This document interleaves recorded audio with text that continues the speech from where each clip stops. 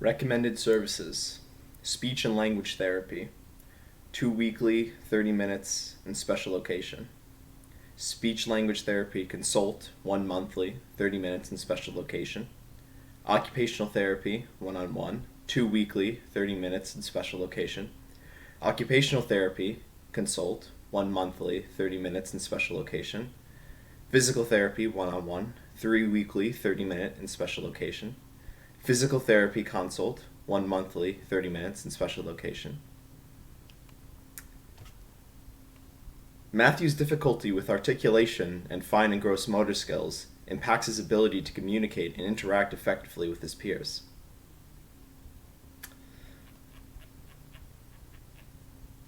Rationale: Matthew was referred to the CPSC by his parents. Matthew, who has a twin sister, was born at 32 weeks gestation and has been monitored carefully. He received speech services through early intervention from December 1999 to September 2000. Based on submitted reports and committee discussion, the CPSC determined that Matthew meets the criteria for a preschool child with a disability. Matthew presents with articulation delays, as well as delays in fine and gross motor skills. The CPSC recommended speech therapy, occupational therapy, and physical therapy. Mr. and Mrs. Hoffner were in agreement with the recommendation. So what I just read to you was sections from my IEP.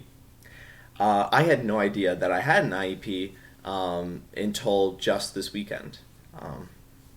I remember when I was reading through the information about IEPs, the module that we had to read for class last week, I was thinking back to my early education, because I remember that I went to a special room for OT, for occupational therapy. I remember practicing handwriting, doing puzzle solving, stuff like that.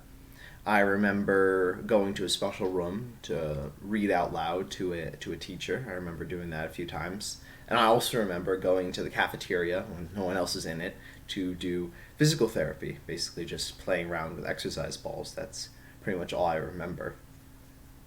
And at the time, I had no idea that it was anything special, that I was any different than any other kids. I just thought that this was some extra stuff that I was doing. And eventually, I stopped doing it, probably around second grade, and I didn't think anything of it until right now.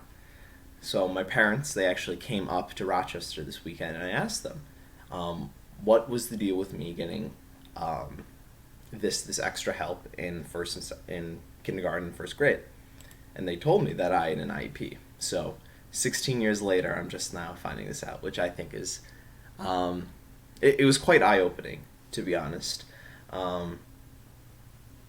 because it sort of gave me a new perspective, honestly. It gave me an appreciation, really, for my parents, who were able to take the necessary steps to identify something I needed help with early on in life. Early on in life, I did have a disability when it came to fine and gross motor skills.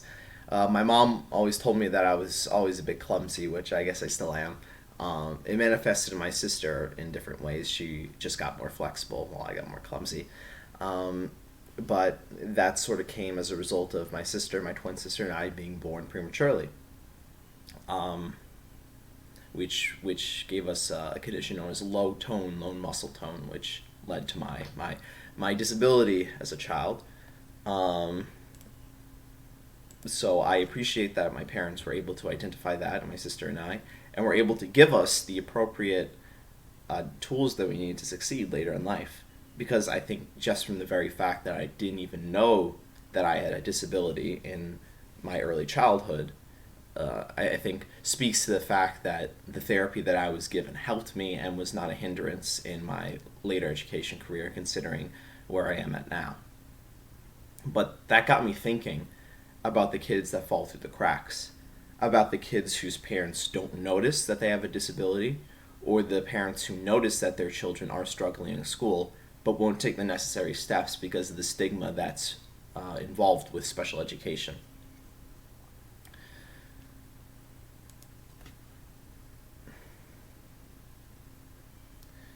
There's a few examples of this. For instance, my sister, who I mentioned previously, throughout her schooling, she had a bit tougher time than me. She didn't get as well grades as I did. And it turns out her senior year, they found out that she actually needed glasses. I'm not sure how it wasn't able to be caught earlier on, but it turns out that she had a vision impairment, that she needed glasses to help her see. And she didn't get that help until she was in her senior year of high school, until her schooling career was almost finished. And another more recent example, I'm working at West Irondequoit High School with a teacher, Mr. Armstrong. He's a veteran of teaching. He's been teaching for almost 15 years. He's been teaching in West Irondequoit for 5 years. And he's worked with every level of special education. He wasn't trained to be a special education teacher. He doesn't have the certification, but he has relevant experience and he has knowledge, how disabilities present themselves, because he's seen students with disabilities before. And we have this one student in our class. He's a very nice kid. He's very bright, but Mr. Armstrong noticed some peculiar things.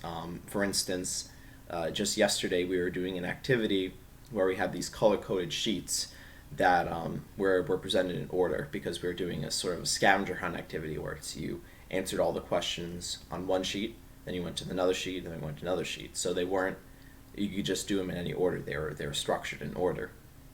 And even though it listed the numbers and the order on the sheets, he was mixing them up. He was having trouble doing the activity because he didn't know what order they came in. Mr. Armstrong said that wasn't the first thing that he noticed with him. There was a second instance that I was even present for, when he went down and found the same student to register for an AP course that he was taking in the spring semester. And it took him 15 minutes to get the student to actually be able to log on and register. And Mr. Armstrong said that this is some classic signs he sees of some sort of processing disorder. He mentioned that this particular student's sister, who he had the previous year, they just found out, her senior year of high school, that she had an auditory processing disorder, that she wasn't able to fully process the information that she got from hearing, from listening. She had to take a little while before she was able to process that information. So he figures there might be something similar going on with this student. And again, it is troubling to see, because Mr. Armstrong said that the student's parents are obviously trying to help them through high school, and they feel like that they don't need extra services. But what if the time comes when this student goes off to college and he doesn't have his parents helping him with organization and helping him out with his processing needs? Then he'll kind of be left out on his own. And again, that's something we see with kids who are just falling through the cracks. And I think another side to this coin is not kids who aren't given enough help, but kids who are given help who don't really need it. And that sort of came in this week's readings. I read the piece about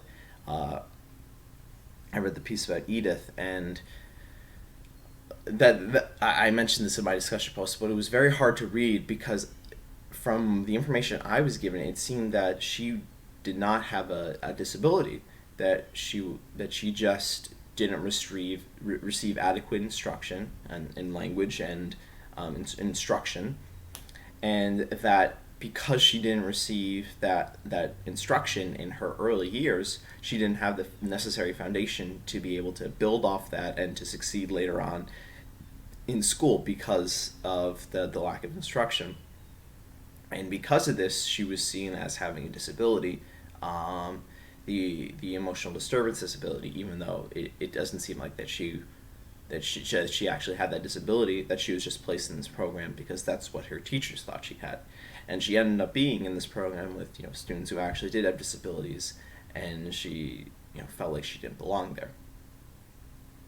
So basically the special education program, while it has helped out some people like me, there are some students that it fails, either on the part of the parents not being able to or not willing to place them in the program, or kids who are being placed in the program who really don't need this extra support. So that's sort of just some of the thoughts, some of the feelings I've been getting from reading through the IEP structure, through reading through some of the placements for special education.